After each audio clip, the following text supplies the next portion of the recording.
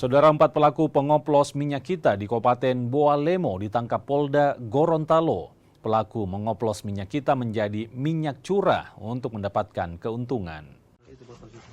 4 pelaku pengoplos minyak kita ditangkap Polda Gorontalo di 2 toko berbeda di Kabupaten Boalemo. Keempat pelaku nekat mengoplos minyak kita menjadi minyak murah untuk mendapatkan keuntungan lebih.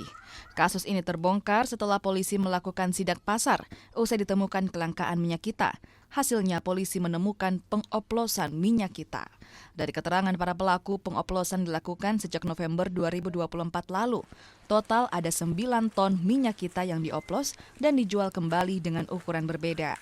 Pelaku yang merupakan pemilik toko dan karyawannya ini mencapai keuntungan hingga 25 juta rupiah.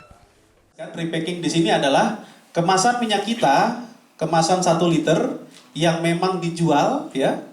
Kemudian oleh para pelaku dibuka, kemudian dimasukkan dalam kemasan baru yaitu botol bekas air mineral.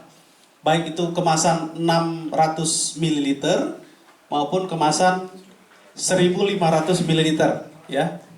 Sehingga para pelaku diamankan ke Polda Gorontalo untuk dilakukan pemeriksaan lebih lanjut.